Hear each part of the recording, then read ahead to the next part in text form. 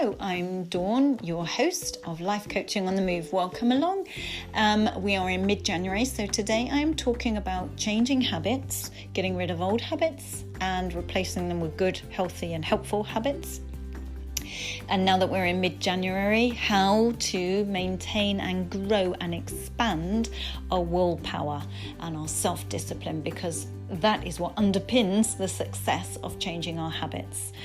And as many of us know, almost half of our behaviours every day are habitual behaviours, or even habit thinking, habit labels that we say to ourselves, just so much habit in our lives. If they're not helpful habits, then we need to look at them. And if we struggle with willpower and self-discipline, we're not going to be able to do that very easily. So today's is all about how you're doing in mid-January with any of those plans that you had hoped to address, improve and replace, and hopefully this is good timing for you to get back on track with all of that good work that you've done in the first couple of weeks in January in order to continue the success.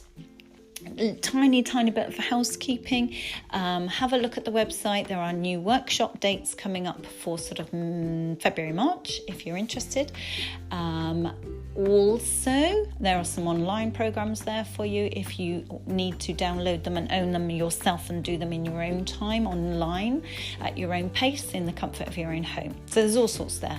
Have a little look. www.milestone-coaching.co.uk. And of course, it's also the way to contact me should you have any comments or should you need some coaching. It may be that you just want one life coaching or career coaching or stress coaching session. That's absolutely fine. Or a couple to get you back on track. If you do, then please do have a look at the website and drop me an email and we can discuss how to go about that, when to go about it, etc. It's very, very easy to do. But I'm going to get you back on track now. Let's talk about our habits, and let's talk about changing our habits, and let's talk about self-discipline and willpower.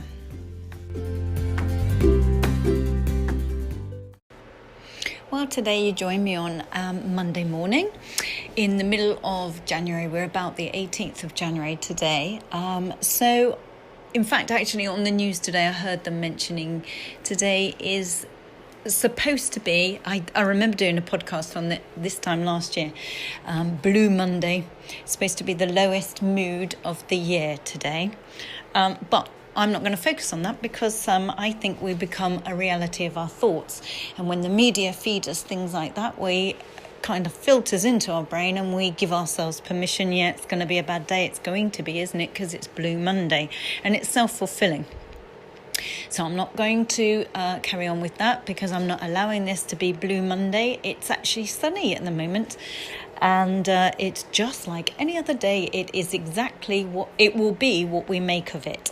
And I've decided it's going to be a good day, so it's not going to be my reality. With that in mind, I thought I would focus something about how to enhance our superpower, our happiness, our success story. That's a good one. I like that. Because many of us in January will have set ourselves new habits, or at least planned to set ourselves new habits.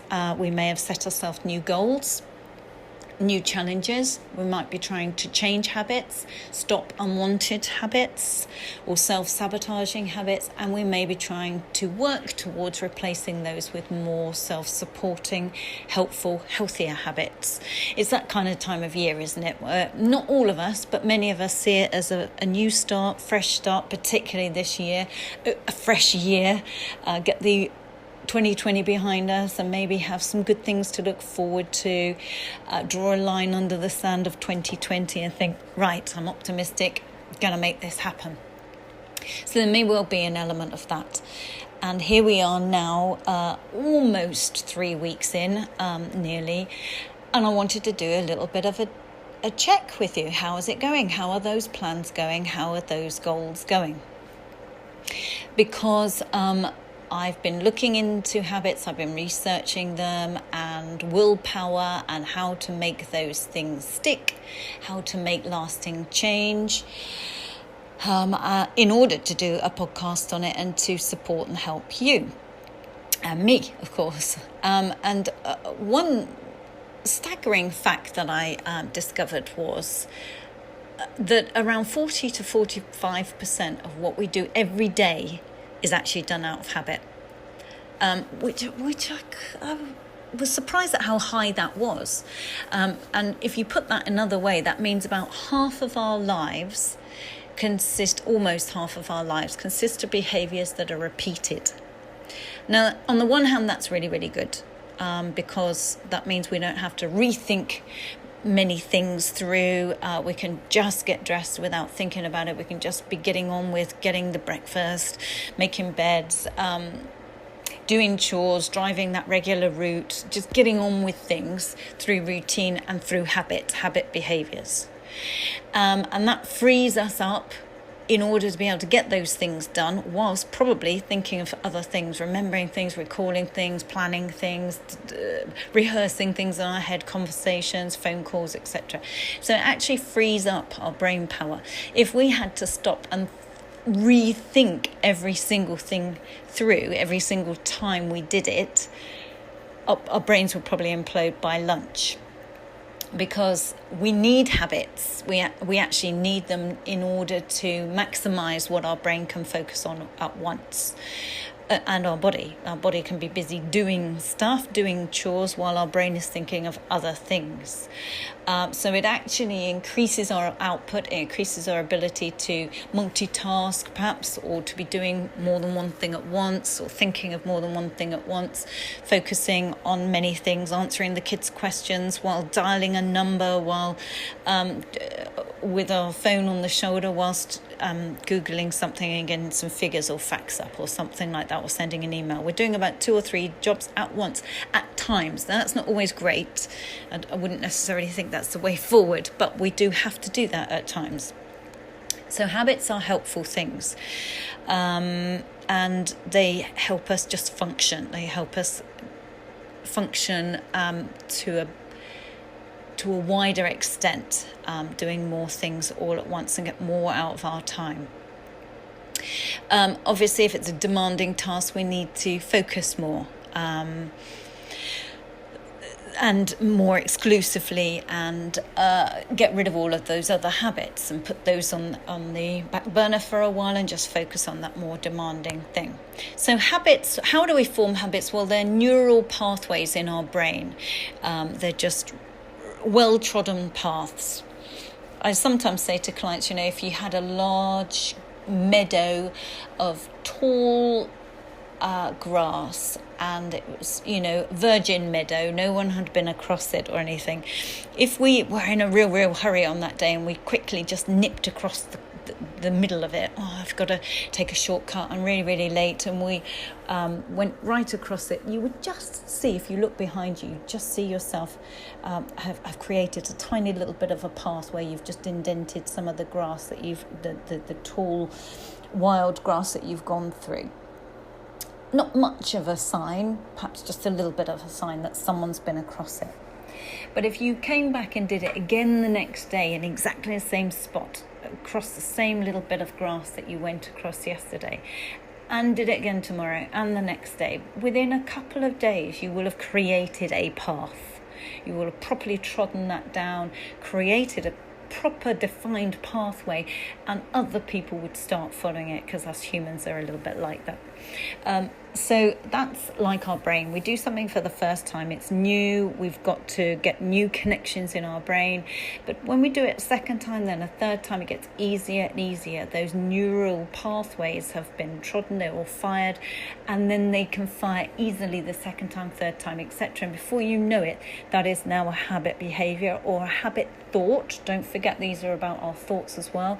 We have lots of habit thinking patterns, and things that we say to ourselves, lots of that is a habit. Beliefs that we hold about ourselves and labels that we throw at ourselves.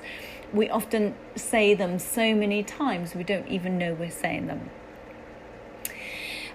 So it's good on occasions to be aware of, to start thinking and reflecting, what are my habits? What are my habit behaviors? Are they good? Are they unhelpful?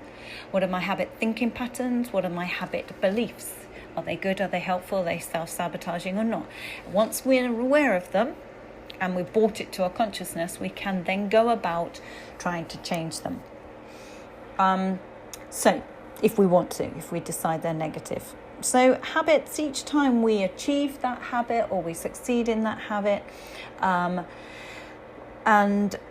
we get a bit of a fix with that habit, we get a reward. That's what our brain is looking for. It's constantly looking for little wins, little rewards. Every time we get one of those rewards, our brain releases a little bit of endorphin, or we have an endorphin release, and that's our feel-good hormone chemicals in our brains. That's a bit like having a hit of coffee or a drug or the feel-good hormone. We get a hit or a little surge of endorphins when perhaps we get lots of likes on our social media page. Loads of people respond and they really support it and like it, and it gives us a bit of a buzz. That's why social media becomes so addictive. It is addictive, that feeling, that dopamine release.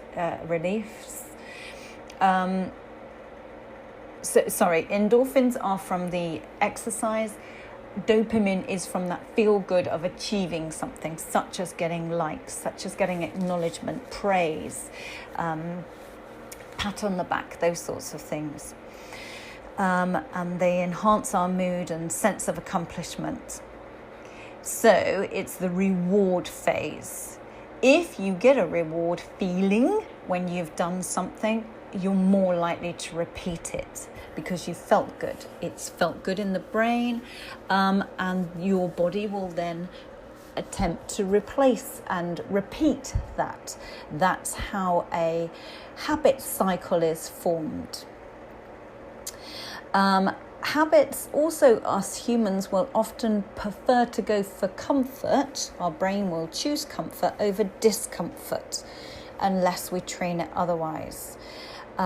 So if we're trying to learn new habits, let's say you've decided there are a few things that you do, few behaviors that you have that are unhealthy, unhelpful, self-sabotaging. They hold you back at work. You start surfing the net and you're getting into these habits of getting lost into YouTube black holes and things like that. You want to shake up your time management and your work ethic and your approach to work, let's say in January 2021.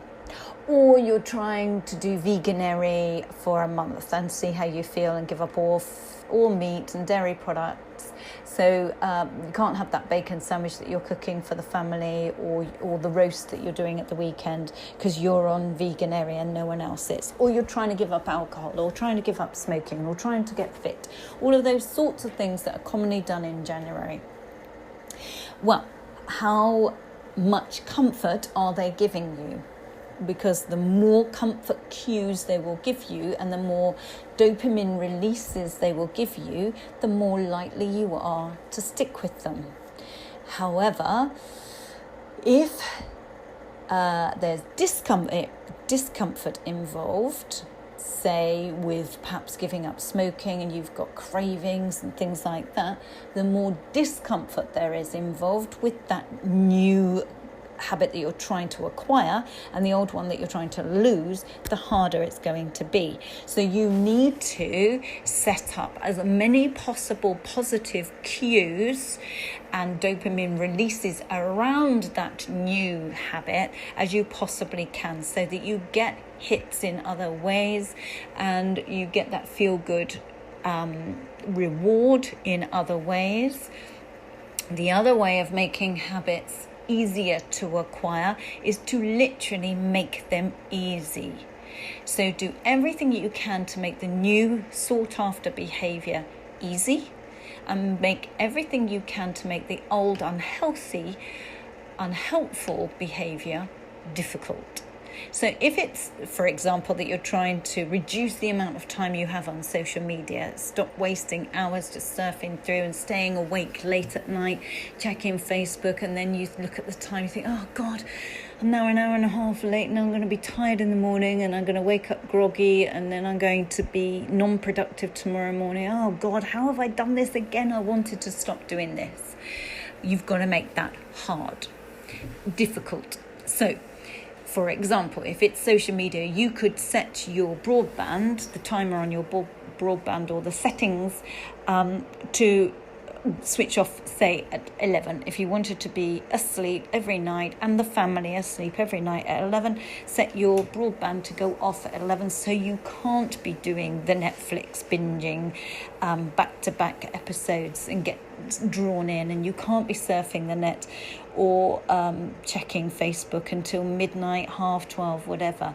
You've made it difficult, and the only way round that would be to get up, go downstairs in the cold, put the lights on, fiddle around with the broadband settings. So that's more discomfort. You're unlikely to do that when you're in a nice, warm, comfy bed. So you've made it difficult. If you're trying to give up sugar, I've been trying to reduce how much sugar and processed biscuits and cakes and things I've been having in January, and instead having healthier sugars such as fruit if I need it, or honey on porridge instead of sugar and things like that. So to make that less tempting, I need to clear all the temptation foods out of the cupboard, out of my way. In fact, I'd bought a box of chocolates for our neighbours for Christmas, and then I didn't give them to them. I gave them something else. So the chocolates have been sat right by my cooking area in the kitchen, right by the salt and things like that. So every night, I found myself every night when cooking the dinner, I'm hungry because it's time to start cooking dinner and do for the family. You're low, it's sort of 5:30, that sort of time of the day. It's cold, it's dark, it's just grim and miserable. And what was I doing? Hands going straight to the chocolate. I didn't even like them. That was the worst thing. They're not even ones I would have bought for myself. Not particularly nice. What do I need to do? I actually physically need to put them in the bin, get them up, because every night it's easy just to reach for them. They're there. Don't even like them, but they gave me the dopamine hit that I felt I needed. Low sugars, fed up, cold, tired, dark, 5:30, that sort of feel. So we need to make those behaviours difficult to do by moving all the crisps or the biscuits into the shed or something like that. So that we're not likely to go out there in the rain looking for something when we're feeling hungry. We're much more likely to go for something that's in the house, easy, visible and accessible, such as the fruit bowl that's just sat there. So more fruit that's there and available, and less sweets and chocolate, or at least if it's up in the attic or out in the shed or in the car or wherever, you're much more likely to go for what's easy for comfort than what's difficult. So if you're trying to get fit, for example, and you think, right, okay, tomorrow I'm going to be really good, tomorrow morning. And then you wake up and you can hear the rain outside and it's dark and it's blowing a gale. You can hear the wind and you're in the warm. It's going to be tricky. You know it's going to be tricky. But if we've laid our kit out right by the bedside, literally, what was it I used to do? Used to set my alarm when I was training. I used to set my alarm but have my alarm clock across the room, so that I actually had to physically get out of bed to turn the thing off. Very annoying sound, very ear-piercing, horrible sound. I grew to hate it. So it wasn't just by my bed where I could hit snooze or anything. I had to physically get out to turn the thing off to stop it waking the rest of the family. And in between there and the bed was my kit on the floor. So I would literally rush out of bed to turn that, turn it off, it's so loud. In a panic, get out, and then I'm out of bed right by my kit. It's far easier. In fact, actually, I even started, I do quite like a hot drink before I go out on a run, because otherwise you're dehydrated. And sometimes I'll have black coffee because I do, whether it's right or wrong, I think there is science behind it actually, that if you've had caffeine, before a run. It actually helps your performance a little bit on that run. So I used to take a little flask of black coffee up to bed, which was still warm in the morning. So putting my kit on, having the black coffee, I didn't need to disturb anybody else. If I wasn't taking the dogs because it was a road run, I wouldn't even need to go into the kitchen to disturb the dogs. I could just literally then let myself out of the door. Nobody would know I'd gone for an hour, hadn't disturbed anybody. Much more likely to do it if you've laid all of that out and created that ease. It's going to happen. If I'd done none of those things and the alarm was right by my head and I could just hit snooze, I'm absolutely certain I would have just stayed where I was. So we need to, for new habits, whether it's work habits, get rid of all the temptation things around us, turn off our alerts, turn off our notifications, get that project, if it's a spreadsheet, get everything set out the night before and just start it. You then, in terms of the dopamine release, you get a hit through sense of achievement. So when I'd done that run, I'd feel great. Oh, it was brilliant. I'm so proud of myself. Ding, another surge of that dopamine. Whereas if it's work and you think, right, first thing in the morning, I'm going to get that that dreaded, horrible spreadsheet done. So all the notifications are switched off on your computer. You sit at your machine, you start it, you get a dopamine hit by achieving that. I've said it before in terms of that book, Eat Your Frog, if you get that horrible job, the much dreaded, hideous, negative job out of the way first, you get a real dopamine hit, you tick it off your list, you feel you're on a roll, you feel, yes, got that out of the way and it's only 9:00, you feel great. That is the dopamine release. You will then achieve so much more in that day than had you avoided it all day and done it at about 5:45 when it really had to go now and there was a sense of need. You've drained your energy all day by avoiding it and pushing it out of your mind, even though it keeps back knocking on your brain, reminding you. So this is why star charts work with children. This is why positive reinforcement work when training dogs and animals. When they're training dolphins and things like that, not that I agree with any of that, I don't at all, but when they're training animals to perform in whatever way, or dogs to when we're training as dog owners our dogs to come when we call them or sit or whatever it is, it's all through positive reinforcement. I was just saying at the weekend how our young new one, our new spaniel, I think she's 9 months now, coming up for 10 months. She is such a little pleaser. She just loves pleasing you. That's all she wants to do, is to be told that she's a really good girl and have loads of tummy rubs and things like that. Her big drive in life is to please you. And she just gets little dopamine hits all the time when she's told she's a good girl, and lots of play and things like that. And we're so like that. We like feedback, or we like a sense of achievement, or I would highly recommend doing a to-do list and actually physically ticking them off, because we get a little dopamine hit each time we see ourselves tick those things off. Now, in order to keep our habits going as well, we need willpower. So we've decided what our new habit's going to be. We've decided which ones our old habits we're going to replace or get rid of, and things like that. So we know what we're working towards, and you may be halfway through the month of dry January or something like that. Now, I think we start off with a big old bucket of self-will, something like that, willpower, whatever you want to call it. We have all that energy and all that motivation towards those new habits, towards those new behaviours. We want them to become automatic behaviours. So we have lots and lots of motivation. That's why we're doing them, because we watched a documentary about the benefits of plant-based diet, or the benefits of exercise, or we've seen a photo of ourselves and we really want to just change our body image, or we've got lots and lots of motivation. But we need willpower while we're going through that kind of period of time where we're in between gaining new habits and losing familiar. And even though they may be negative, it's familiar and therefore comfortable because we know it. It's that trodden path. That's where our brain wants to go, across that trodden path, neural network, because it's comfortable in terms of familiarity. So we need some strong willpower.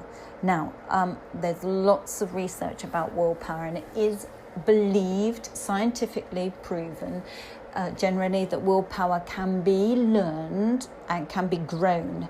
It can be enhanced. It's like a muscle. You can work it and get better at it. You can get stronger willpower by exercising it. Now, lots of people say this to me. Well, I just have low willpower. I've got no willpower. That's one I hear a lot. And of course, we've given ourselves that permission. We've just labelled ourselves, well, I've got no willpower. It's all right for you. You've got really strong willpower. I haven't.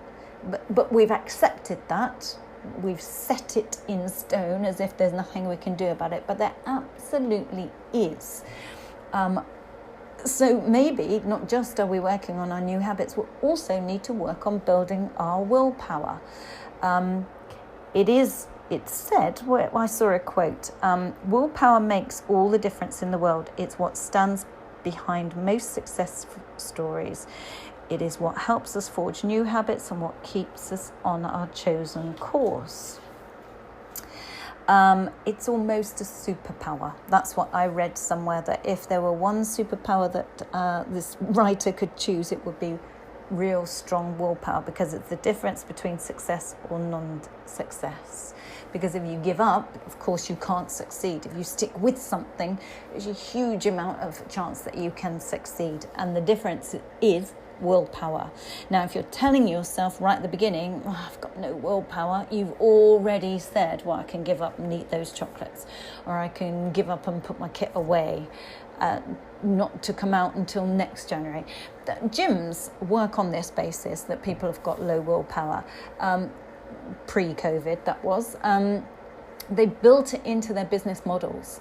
They would build in the fact that X number of hundreds or thousands of people would sign up in January 1st, must get fit, must lose all that Christmas weight, I'm on a new health kick, would sign up, pay their big membership fee, probably go for a couple of weeks or two, and then wane away, and then they'd go again. They built that into their business model in terms of capacity and how many people they could physically allow for health and safety, etc., into their buildings. They knew that a large chunk, they know statistically what that chunk is, what that figure is, won't turn up after X number of weeks. So they've got their money, made their profit, and they know there isn't an issue with capacity. Because they're working on the basis that most of us have got little willpower, but we can change it. We just need to work on it. It is a muscle. And I love this, I saw this, that it's like a bucket. We've got a bucket of willpower at the beginning. So January the 1st comes and we feel really motivated. I'm not having any alcohol. I'm fed up with alcohol. I've drunk far too much over Christmas. And when I do dry January, and I do it most years, I'm really, really ready for dry January. Actually, feel yucky, unwell. I've drunk too much for too long over Christmas period, and actually it doesn't do my stomach any good because I suffer a lot with sore stomach lining. And actually physically I'm ready, and mentally, to give up for a month and just get rid of the soreness that it creates for me. So my bucket of willpower is at a maximum. If you've been feeling stodgy and lethargic and you've been trapped inside and you're ready to get back to work, or you're ready to get to the gym or whatever in January, you think, oh, I'm glad Christmas is out of the way, let's hit the ground running. If you feel really motivated, you've got a full bucket of willpower. But that bucket can be leaky. It can drain out of the bottom, and it may almost certainly may not remain as high and as full as it was on day one for any new habit of giving up smoking, whatever it is. You start off strong. You start with a full bucket. Each morning we wake with a full bucket. It's going to be a good day today, quite often. Unless, of course, you've had a little sleep. Now, sleep is a big factor, actually, to keeping that bucket full. That's one thing. Also, stress.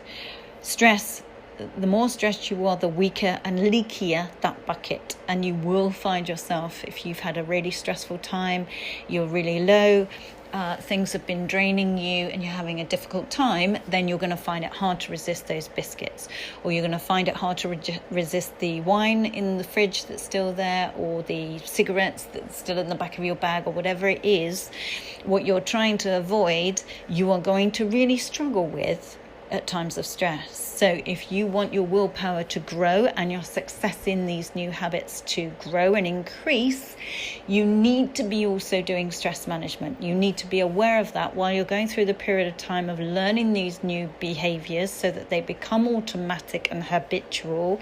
You need to be aware beforehand of managing your stress and sleep and nutrition, because the more we're sleeping, the less stressed we are and the better we're feeding our brain and our bodies, the stronger and better and well and healthy we are in order to be staying on track with these new things. If we're tired and sleep deprived, if we're stressed and at a maximum, if we're eating poorly and things, then our strength and our resistance and our resilience and our willpower are all going to leak from that bucket. So we actually have to look after ourselves and our well-being in order to maintain that willpower. The other thing that we've got to think about as well, us humans, particularly these days, I think especially the younger generation, are getting so used to immediate gratification. Partly because of Amazon and Prime and everything comes just the next day, straight away. Youngsters don't understand what it's like to have to save up for something. We can put it straight on credit card. We used to say, my mum never ever used credit in any way at all. She would only ever buy anything with cash if she could afford it. We would only get new school shoes if she actually physically had the cash in her hands. Or I was telling my husband the other day, she used to have little brown envelopes, like little wage packet, those old brown wage packet envelopes around the place. And she'd put some money in that one for the electricity bill, money in that one for the, the insurance man that used to come round. What was that about? I don't really know. Or new school shoes. It was summer holidays. We all needed new school shoes. She would put money aside each week as my dad's wages came in, apportion it into little envelopes, and that was it. And if she didn't have the money, we didn't have whatever it was. But now, of course, we can all just go out and put it on the credit card and think about that later and worry about that at some other time. Or we can just order it on Amazon, it'll be here tomorrow, no need to wait. Or, there's a new film coming out, can't wait for that new film. Don't have to wait, we can now download it. Even when we start watching a series on the TV, we can automatically, some of the time, just stream the whole lot. Back to back and watch the whole lot. We don't even have to wait for a week in between and get excited and look forward to it like we used to. I mean, that was some of the excitement, actually, talking about it in the office the next day. Did you watch so-and-so last night? Oh, I hope this doesn't happen. I wonder if that, and I think it's this person and whatever. You had a week in between. Now, I know that makes me sound really old, I admit that. But this younger generation is getting used to immediate gratification. Now, I was reading one of the biggest studies in willpower is called the Stanford Marshmallow Test.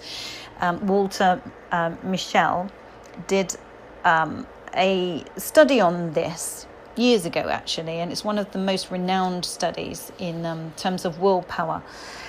And what they did, they got children who were asked to choose between getting a sweet, well, a marshmallow, actually, now, straight away, or they could have double portion if they waited for 15 minutes.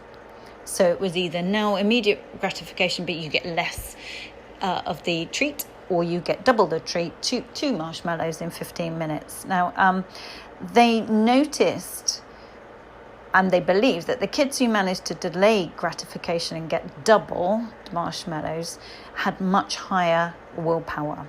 which is an obvious conclusion. However, the study didn't just stop there. They went on and studied them later on in years to come, knowing which ones were strong willpower, i.e. they were prepared to wait for the delayed gratification compared to those that wanted it straight away. And they found that those that could wait, those that can control themselves and have delayed gratification, did so much better on so many elements compared to those that couldn't. They wanted it straight away. So the young participants of the marshmallow test were actually subject to long-term evaluation, and over the course of years it turned out that those who were able to delay gratification as kids had better life outcomes as adults. Life success was measured in terms of education, performance at work, health, and other metrics as well. So early on they could already detect signs of strong willpower, and that played out into so many areas of their life later on. And as I've said, you can grow willpower, or if you're a parent and you've got children, you can foster this with your children instead of us. And I'm a parent and watch the kids all the time. They've got to have it now. Got to just download it right now, and it's right there at their fingertips immediately. And maybe that's not a great thing. Maybe teaching them and holding things back or encouraging them to wait a little bit is a really good life lesson. And you know, we can work towards that as parents and encourage that, can't we? And maybe even do those similar things with our kids. If you've got young kids, try it with the marshmallow approach. See if they'll wait for the double portion for 15 minutes. Makes me sound like a psychologist using your children as subjects. I wouldn't obviously encourage that, but it might be a good lesson to teach them. So we can train our willpower. We've got to exercise it. We've got to accept that we can grow it. That's one thing. Don't tell yourself you've got low willpower. If you do say that to yourself, then tell yourself you are now working on growing your willpower. It's something you're focusing on. And accept growth mindset, that it's yet another thing that is not fixed and you can work on it. And like other muscles, when you overwork it, your muscle gets tired. So you also need time to recover. So if you are working on self-discipline and willpower, you need time in between to relax that willpower muscle. So that, you know, you can take care of yourself and then you can test yourself again. So if it's your fitness regime that you're trying to learn or something like that, like I said, with the alarm clock across the room and your kit in between, perhaps don't push it too hard. The trick is with all new activities, new exercises and keep fit and things, it's not to go gung-ho and really a massive workout plan. It's to do a little bit often, small daily exercises with, as we said, with rewards, because as kids we get star charts and treats and the odd sweet to say well done, job well done. Dogs get the odd biscuit when they're doing really well, little treats when you're training them. But what do we as adults get? And this is another thing, this feel-good dopamine release, we don't actually proactively look at that. We get it when we get lots of likes on social media or followers, or the boss gives you feedback or whatever it is, but we're not consciously bringing that in ourselves. So perhaps we need to do the equivalent of the star chart or the dog treats or whatever. When we know we've done really well on whatever our new goals are and we've stuck with it with willpower, we need to bring in our own rewards so that we get our own dopamine releases. And they need to be good ones that would inspire you. You know what your re-motivators and your rewards are. Could it be that you have 10 minutes sitting in your favourite spot reading a chapter of your book? Could it be that you have 15 minutes downtime watching some comedy or with the kids, or on a Zoom chat with a friend, or a hot soak in the bath, or whatever your treats are? You need to be consciously thinking I did really well with my willpower today. I really tested my willpower, stuck to tasks. So I ate the frog and got that spreadsheet done first. Then I was on a roll. I got loads done today. So now I'm giving myself a reward to congratulate myself. Job done. I'm having half an hour, whatever that is, out on the bike, if that's your thing, or just sitting with the kids, or whatever your thing is. You need to consciously build that in and celebrate your successes as you would a child. Well done, you did really well today. I'm dead proud of you. I said you could have half an hour on the Xbox if you did that. So well done, really proud. You can go and play on the Xbox now. Whatever it is, we've got to celebrate our successes. We've got to give ourselves those dopamine releases, breaks in between, to relax that willpower muscle, praise yourselves, and reward yourselves. So each day, see your bucket as refilled. Yesterday you might have been tired. Yesterday you might have been stressed. But today, new day. First thing in the morning, when you wake up in the morning, right, I've got a full bucket of willpower. I'm going to keep it strong. I'm going to nurture it, look after it, give it rewards, etc. So don't see yourself, if you fall off the wagon and you have a glass of wine, or you don't go to the gym, or don't do your run, or whatever it is, that don't write it all off. Don't write off all your past successes because of one blip. Just see it as one day. I had a really leaky bucket. It was a hard, difficult day.